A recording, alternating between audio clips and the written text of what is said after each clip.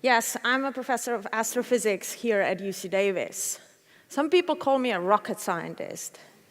Often they say, oh, you must be smart. Really?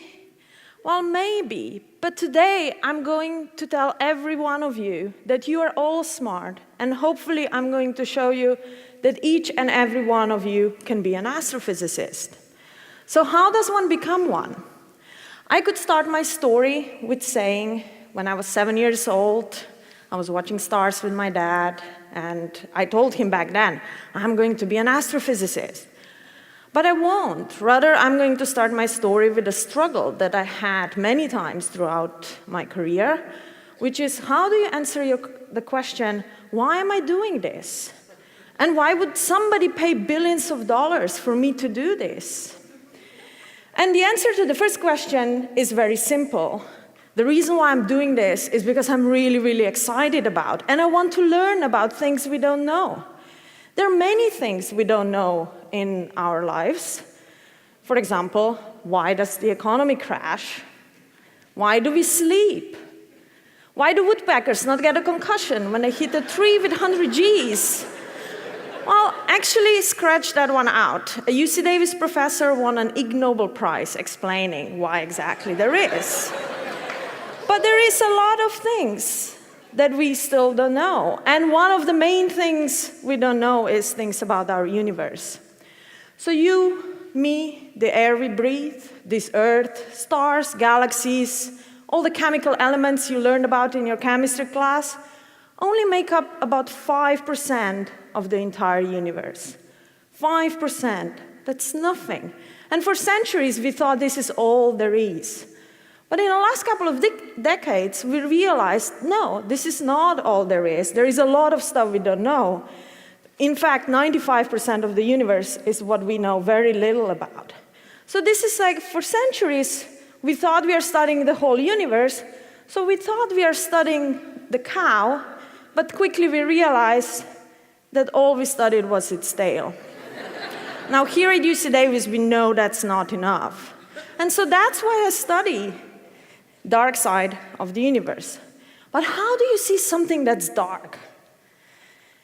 Here it is. I'm using equations of general relativity formulated by Albert Einstein. Scary, huh? Start writing them down. They're going to be on your exam. Just kidding. So when I first saw these equations, I was scared to death about them. Just like when I was a little girl, I was scared to death about the drill. It made horrible noises, I had no idea what it does, and so I was scared, until Billy came along. Tall and handsome Billy. Billy from Sweden, with all its 100,000 screws. And at that point, me and the drill became the best friends ever. And the same was true with the equations of general relativity. Once I realized what they're good for, I have learned to love them. And I'll try to do the same with you tonight. Okay, so how do they work? So those very ugly equations are telling us that if the light is traveling on a straight path between a galaxy that you see on the left and a Hubble Space Telescope, you will see the galaxy where it's originally located. This is just like if somebody shines with a torchlight on you, you know where the person is standing. Turns out if you put a big, massive structure in between, the light does not go on a straight path anymore. Rather, it goes on this curved path. And so you don't see the galaxy where it was originally located. Rather, you see the galaxy in the direction where the light is coming from, up there. And so the same is true for the light coming in the bottom. So you get multiple images of the same source. And you can get 4 images, 2 images, you can get entire rings. A little bit clearer? The more mass there is, the further apart those images are. And so we can measure the matter in the universe even though we don't see it. Better? Well, if you're still uncomfortable with that, I'll make you more comfortable. Unfortunately, we are not going to take the wine, neither we are going to take the top of the glass. We are going to take the stem of the glass to demonstrate this gravitational lensing effect. And so next time you're at a party, go look for a candle and try to look at the candle through the stem of the wine glass. And you can see on the top right the 4 images of the same source. The 4th one is hidden behind the stem.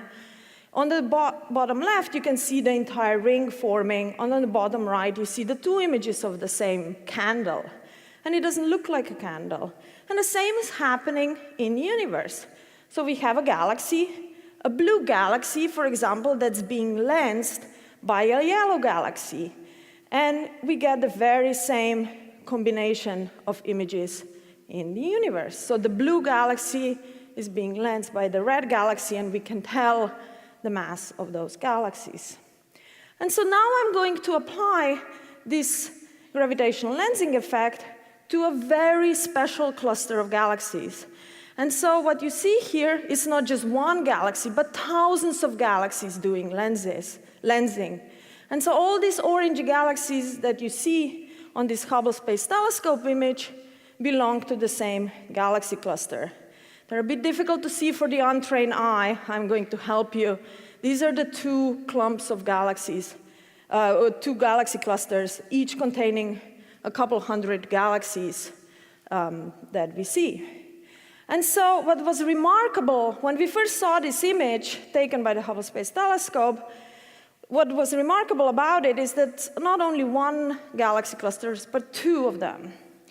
But that wasn't enough. The real surprise came when we took Chandra Space Telescope image, and we imaged this same cluster with, we imaged the gas in this same cluster. And so here it is. What we immediately realized when we saw these images is that the 2 clusters have collided. We are witnessing here the most energetic event since the Big Bang. It was a huge collision, and so the galaxies have a lot of space between them, and they go straight through. But the gas is turning and churning and bouncing off each other, and so it's slowing down. And in addition, you can see this characteristic bullet-type shape, which gave the cluster the name, the bullet cluster. So we knew we had a collision of 2 galaxy clusters going on here. And so we can see all the regular matter in this picture. But the question was, what did dark matter do? And so for that, we apply now our gravitational lensing tool and image the dark matter, and it's showing here in blue. And this was remarkable. The reason why it was remarkable is because we realized dark matter exists, and also because we realized that it acts unlike any matter we've seen here on Earth. Unlike gas, dark matter just goes straight through, like ghost particles. If I was dark matter and walked through the wall on the side of this auditorium, I would go straight through. No problems whatsoever. And the same is happening with dark matter. Really bizarre. And the reason why we are so confident is going to be shown in this movie. You can see the 2 colliding masses. The red is the gas, and the blue is the dark matter particles. And as they collide, you can see, this is a computer simulation, you can see that the gas is doing a lot of action, whereas dark matter goes straight through. And what is incredible about this is that this simple simulation is matching our observations really well. So we are quite confident that we understand our nature. So dark matter exists, and it doesn't interact. It's very antisocial. Does not talk to each other, does not talk to the regular matter. And so the conclusion is, most of the universe cannot even be bothered to interact with you. I'm sorry. But dark matter is important, and the reason why it's important is because it's also governing the past and the future of our universe. How does this work? Imagine me having a rock in my hand and throwing it up in the air. It's going to come back down because the Earth is pulling back on the rock. If I throw it harder, it will take a bit longer, but it will still get down. If I throw it really hard, it's still going to come down. But if I put it on a rocket, it's going to leave our Earth. So the same is true with dark matter and the other component of our universe, the dark energy. So dark matter is pulling the universe together, and so it's causing it to collapse, whereas dark energy is pushing it apart. And so once we figure out how much dark matter and dark energy there is, we can predict what is going to happen with our universe and what has happened with our universe in the past. So let's first look, instead of pressing play, I'm going to press rewind. And we are going to go really, really fast in our universe's past.